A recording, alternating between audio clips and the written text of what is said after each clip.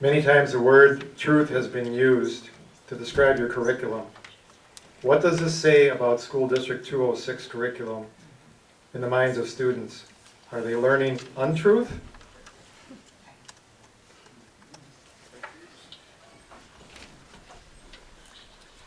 I think we would say they're not getting the whole truth. And again, it's not because we don't have great Christian teachers in our school district, because we do. By law, they aren't allowed to talk about certain things.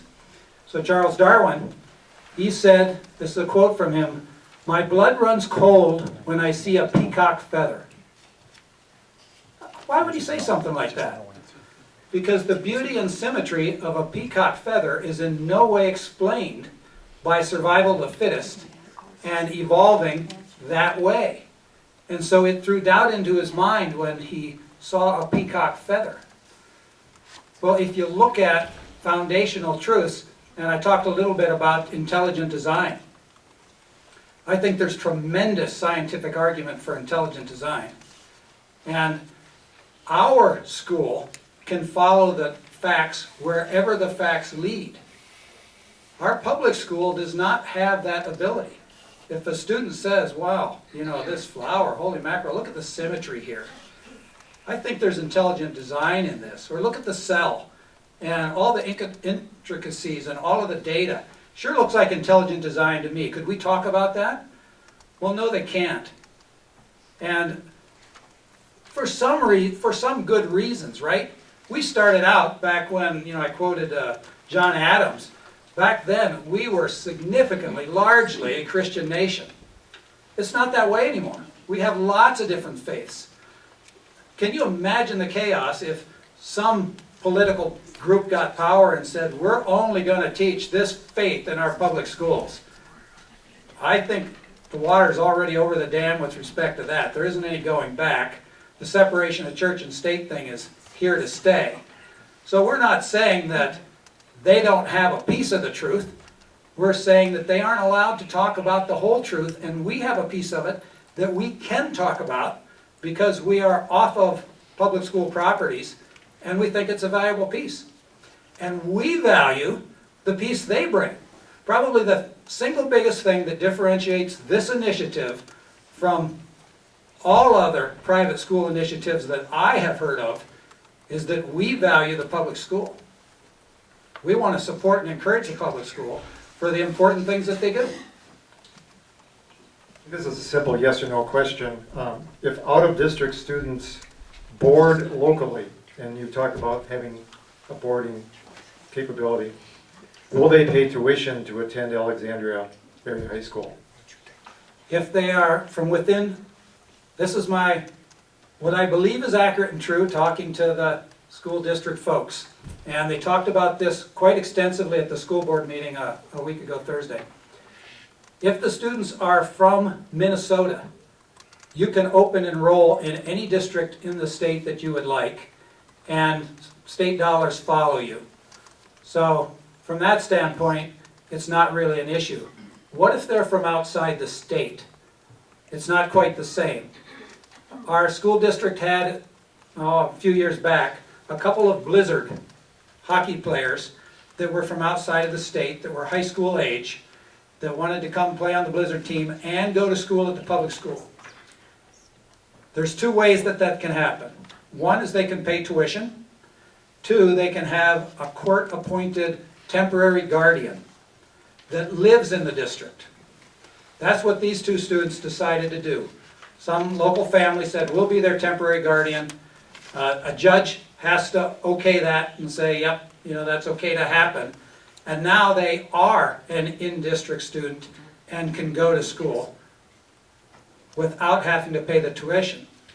So what happens to the public school? If you look at, and we learned some more details on this at the last school board meeting, there's about $9,200 a year that our school district gets per student. About 2/3 of that comes from the state. The other third comes from local levies. There's some federal dollars. There are a list of 7 or 8 other places that smaller amounts of money came from that added up to about the other 3,000. But 6,000 of it comes from the state. Well, if you have a student come from outside the district that open enrolls, over here, how much increased money do we get? Well, we get all the state. We get the almost 6,000 in increased funds, but it doesn't bump up. Just because we have one more student, it doesn't bump up our local levies. So those pieces of dollars that are more, I think the state looks at them as an overhead piece, are not bumped up just because you have an open enrollment student that comes in from outside the district. So outside the state's a different thing. Inside the state, it's pretty straightforward. We keep coming back to this question of truth. And so the questioner wonders, if 5/7 of the planet are not Christians, how can we define truth if only truth is Christian? And we don't want to discuss this issue all night. But I think this is a legitimate question that many are wondering. You're defining truth in a certain way, and yet most of the planet does not conform to that truth. Are they all wrong? Well, we would attempt to teach what we believe is truth, and at the same time, try and instill in our students critical thinking. In other words, there's a lot of other views out there besides ours, and we'll explore those also, and try and lay them side by side. And sure, we're a Christian school, and we believe in this one, but truth lies in the mind of the beholder, and if you can allow that student or encourage that student to critically think through what they think and what they believe, they can take that forward into their life and live it out. Can we guarantee, would we be so presumptuous to say 10 years after that student graduates they believe the same things we do? No. But truth is in the mind of the beholder, and we want to encourage critical thinking and truth as we see it. Now, one of the things that we understand is if this educational model that we're talking about comes to fruition, doesn't that mean that the Muslims can have a school that students can go to as well and come back into the public school, and the atheists and other different ways of thinking? Yeah, that's true. However, we believe, and we are not the least bit interested in indoctrination. We're interested in teaching our students how to critically think so that they can analyze for themselves differing worldviews and land on the one that they believe is true. And we're not concerned about that. We think that a good many of them, taught how to critically think, to analyze systematically, and taught the different worldviews, will believe as we believe. Many of them will believe in the biblical worldview as true. So we're not worried about that. And when you talk about, there's people all around the world that think differently than we do. Does that mean that they're wrong? Well, I believe that they are thinking wrongly. But I am not God, and I am not going to say that they're not going to heaven. That's way above my pay grade. I'm just saying that I believe this, we believe this, and we feel it's important to provide the opportunity for the youth in our community to look at that and analyze that. And one of the comments made by some people of, well, isn't that the job of the church? Well, certainly it is. And isn't it the job of the parents? Ultimately, the Bible says it's the job of the parents, and then the church. Third in line would come the school. So we really hope to work synergistically with the churches and with parents. We believe that we can bring some things to the party with respect to rigor around scientific pieces of it and worldview that many of the local churches don't have those kind of resources. So we would like to work with them in that way. So that's our thought. We're not here to say you're not going to heaven because you don't think the same way we are. That's not it at all. We're saying that's way above our grade. We're going to let our God sort that out. We're just trying to be faithful and follow through with what we believe that He's asked us to do. Oh, and one real plus, if you think differently than us, we don't think it's off with your head. We love you. Does the NorthStar Christian Academy, Unity Foundation, or Covenant Church plan or wish to have candidates for School District 206 School Board in future elections? We haven't even thought about that or discussed it. Anything's possible. This gets back to your release time statement. Your vision of supplemental school has changed to the religious release time option. What is your vision for phase 2 of your supplemental plan? In other words, what's your next projected step? So yeah, this has been a process for us, and somebody asked the question about, do we realize how much work this has caused District 206 School District? And the answer was, yeah, we feel badly about that, and we really do. But as we talk about that aspect, and, I'm sorry, what was the question again? Next step. The next step. Next once step, yep. you pass this- Thank you for that. Sorry for forgetting. When we talk about the next step, it's been a process. We had thoughts of doing it this way, and hurdles were raised, and we've had to morph in the way we think about doing it. And ultimately, as I said earlier, we landed on the release time piece as what we believe is best for our community and our students. We have not spent time as a board, and we've had no action in voting on, okay, this is phase 1, and now this is a phase 2. So it's the future, and there's 2 things that I would like to comment about that. One is, everything we do is going to be going through the filter of what's in the best interest of students and community unity. How can we hold this community together with this initiative? And then whatever happens in the future is going to happen. We're going to stay focused on what's in the best interest of the students. This relates to athletics again. There are policies against recruitment in District 206. Are there plans to recruit students to the FCA? And again, we're talking here about the proposed hockey program, to the FCA from 206. Well, being that the hockey players who will come here and live here and be part of the FCA program will live in the district and attend high school here. So then you start to get into a gray line. Okay, were they recruited? Well, they came here and tried out for the FCA hockey program.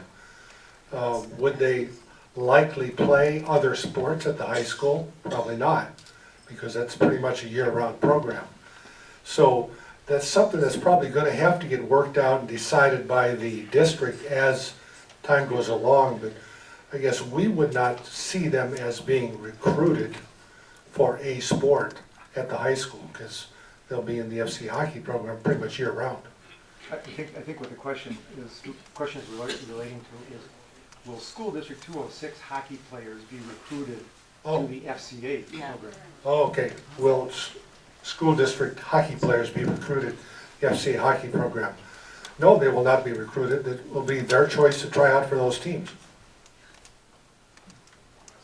Can I speak to that? So we have the word elite program elite hockey team has been bantered around, and that's what we really believe it is, that it's going to be an elite hockey program. What do we mean by that? Well, I'm not a hockey player. I just learned what icing was about 6 months ago, and I think I now know what offsides is. I kind of wish that we were partnering with, how about FCA cross country? That'd be a whole lot less money instead of building an ice rink. But the Randazzles, we believe, are an important part of this initiative, and that's the couple that's heading up the hockey program. And what's really important to us, there's been a lot of discussion about hockey. What we talk about is FCA, FCA, FCA. Because hockey is the first piece of it, but we envision and hope that other initiatives, we've had some discussion with the FCA golf people already, and we've acquired 40 acres of land just north of the high school. And to put that in perspective, the old Jefferson site was 45 acres. So it's quite a bit of land. Our new school is on 170 acres, so considerably bigger. So we've acquired a lot of land to not hamstring God and some of the things that we believe His people want to do on that property, And so we did want to allow for that. And in talking with Rick Randazzo months ago, we said, so Rick, do you think that FCA would be interested in partnering with us? And he said, absolutely. He said, I can tell you that FCA's biggest fear is that they will get kicked out of the high schools. Well, right now, for an adult to come in and work with FCA, it has to be student-led, and the adult has to be invited by the students. And as this separation of church and state thing continues to pound down the tracks, is that going to change? Could you see a day when no FCA people are allowed on the public school campus? Yeah, that could happen. So they're interested in partnering with us because they see that as a potential issue in the future. We're interested in partnering with them because they have such a great interdenominational name, not only across this country, but they have FCA chapters around the world. So we're excited about the fact that they're interested in partnering with us, and we're interested in partnering with them.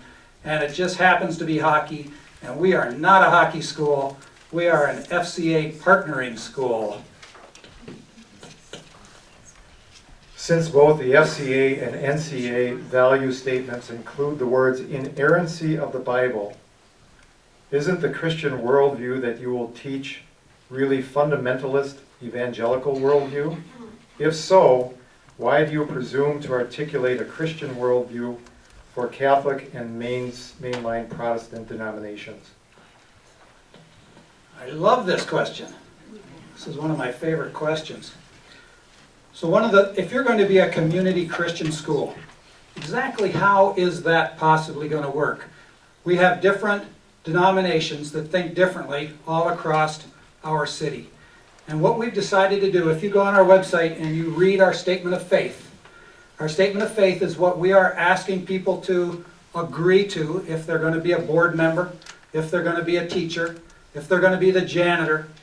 Our statement of faith is something that really is acceptable across the denominations. The Apostles' Creed is a key part of that.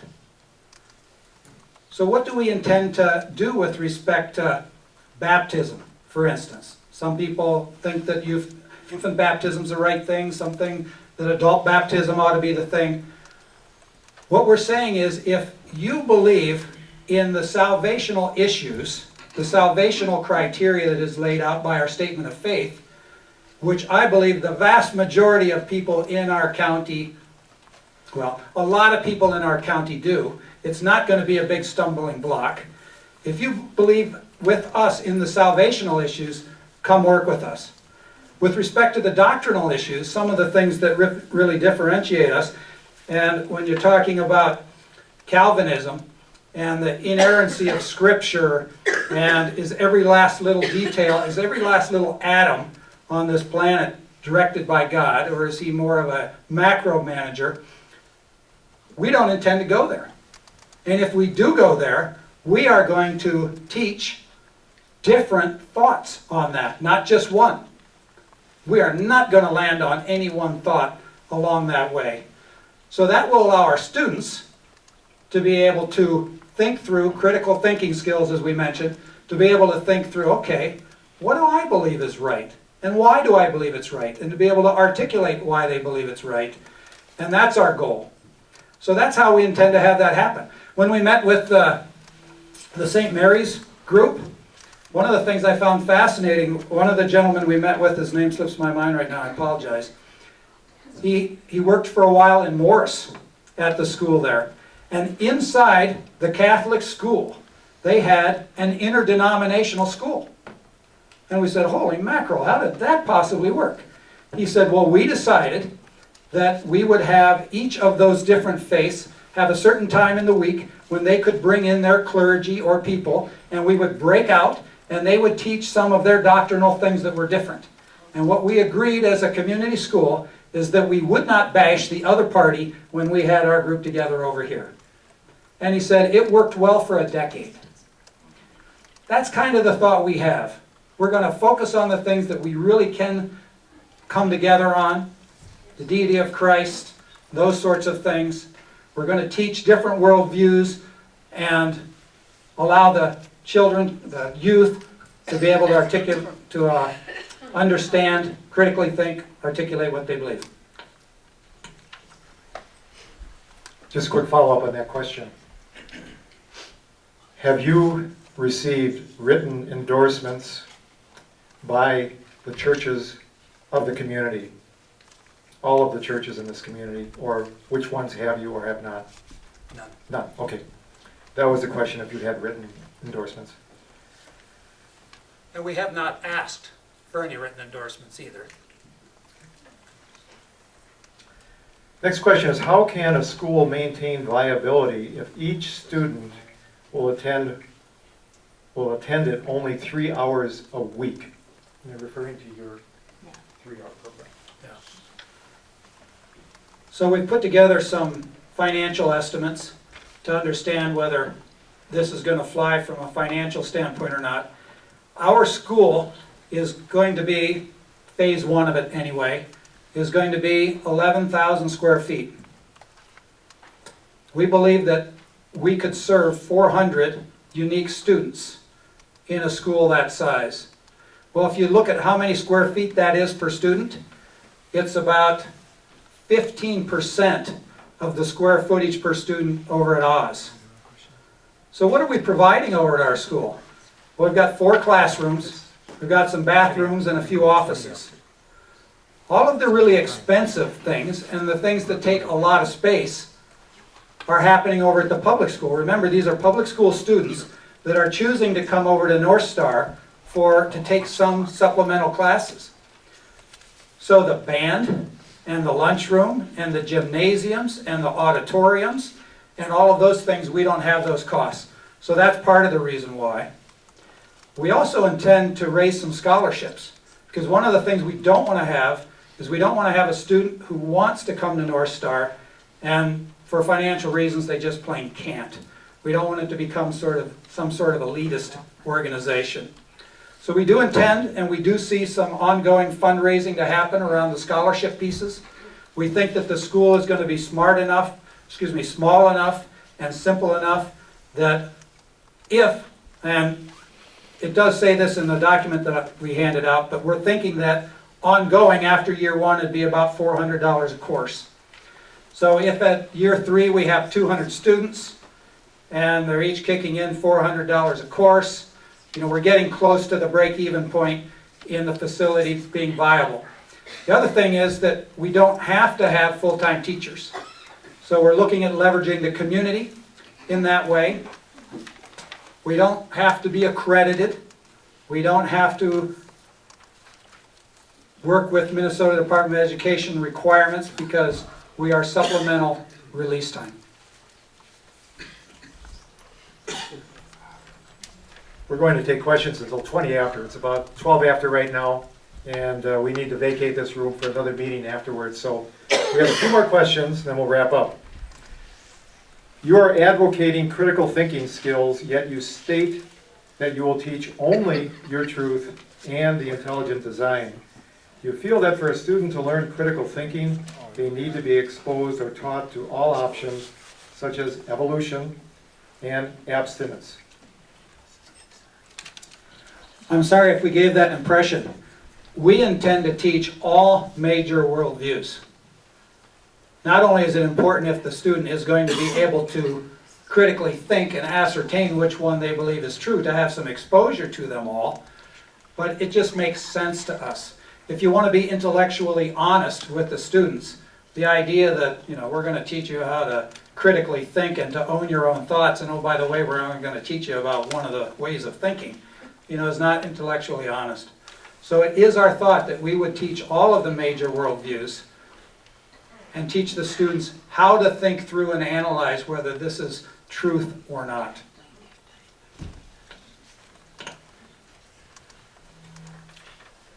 You speak of community unity. What is your perception of healthy diversity? Well, diversity would be as in the school, as Brent has talked about, we would teach all different viewpoints and different aspects of different subjects and try to help students critically think through that. So that's diversity in terms of how they're thinking and learning. Diversity can take a lot of different definitions, but in terms of education, I think we've already talked through that about how we would approach the subjects and what we're teaching.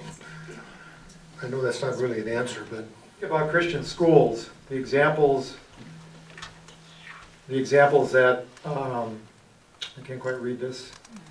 Fergus Falls has a Christian school, St. Cloud, are all affiliated with a certain denomination. What denomination will you affiliate with? It is our vision to be a community Christian school and non-denominational. And that's why I talked about, we're going to have a statement of faith that is based on what we call the salvational issues with respect to our Christian faith. But there are many, many doctrinal issues that are layered underneath that we don't intend to go there.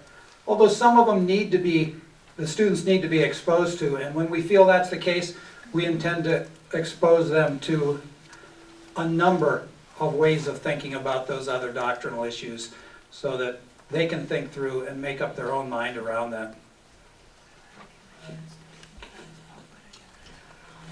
Another question on hockey. It seems the initial plan to abandon the possibility of a third sheet of ice has caused confusion in reference to the Runestone Community Center and uncertainty for our community, as many feel that there's a need for a third sheet. But there is concern that adding the FCA sheet will eliminate that possibility. If there is a large majority outcry from the public here in Alexandria of maintaining unity, is it important enough for you to abandon those plans for the FCA school and ice? Well, that's a really tough question. Unity, as I've mentioned a number of times, is really important, and we've had some in-depth conversations with the city folks about the third sheet of ice. And one of the other sayings we have on our board discusses is that if the Lord isn't leading, we don't want to go. One of the things I love about working with this group of people, the NorthStar people, is that there are no egos involved in this. Nobody is doing this for personal gain. Matter of fact, we're all spending lots of time and lots of money on this initiative because we believe it's the right thing for the youth. So how do we weigh a question like this? Because this one weighed pretty heavily on me because it is potentially the most disunifying thing that we are doing. Hockey people are pretty passionate about that sport. That's one thing I've learned about hockey people. So yeah, that does bother us, but if it comes back to doing what's the right thing for the students and what do we believe the Lord is asking us to do, that is how we're basing our decision. And when I called up the city and I shared with them that, we just didn't think that this was going to work for us to continue down the path of working together on this sheet of ice, it was from a very humble, loving position, feeling bad about it, but we still have to do what we think is right for the students, and that's what we'll use as a filter to make our decisions. Well, we've come to the time that we need to end. We need to vacate the room. First of all, I'd like to thank Dwayne and Brent for coming, for taking their time to come visit with us. I'd like to thank all of you for coming. We had some really good questions, and I'm sure there are more questions out there that you would like to ask. They have opened themselves up, as they mentioned at their initial remarks, to talk and to communicate and to dialogue. And we would hope that all of you would feel free to dialogue with them, to ask the right questions, and to give them your thoughts on this very important issue. So thank you again for coming, and please stay dry.